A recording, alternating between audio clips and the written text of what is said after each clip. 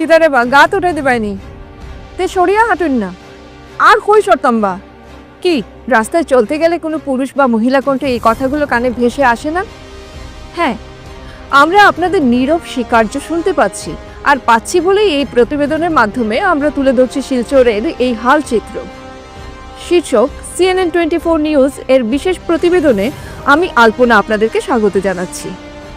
তবে যতই আমরা বলি শিলচরের রাস্তা ধর্ষিত, বাস্তবে তা নিয়ে কোনো কার্যকর ব্যবস্থা নেই। আসাম সরকারের দৃষ্টি রাস্তায় নয়, বরং কোষাগারের অর্থ সঞ্চয়ে।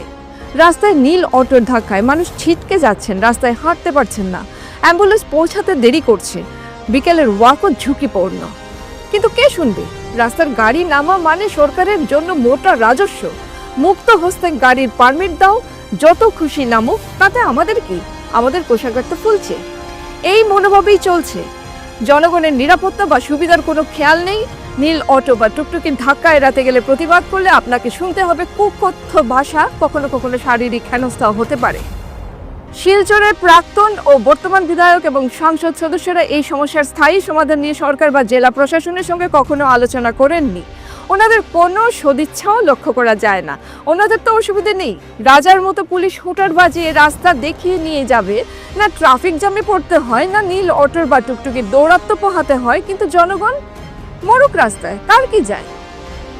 মধ্যবর্তী সময়ে চালু হওয়া অড ইভেন্ট ব্যবস্থা বন্ধ হয়ে গেছে এবং ট্রাফিক বিভাগের পক্ষ থেকে কোনো স্পষ্টীকরণও নেই।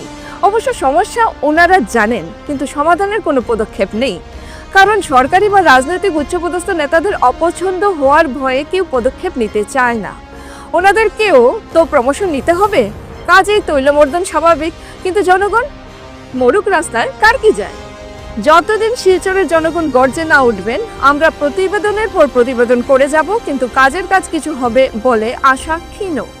আমাদের এই প্রতিবেদন ভালো লেগে থাকলে লাইক করুন, শেয়ার করুন, আমাদের ফেসবুক, ইনস্টাগ্রাম ও ইউটিউব চ্যানেলকে সাবস্ক্রাইব করুন। সঙ্গে থাকুন, দেখতে থাকুন CNN24 নিউজ শিলচর।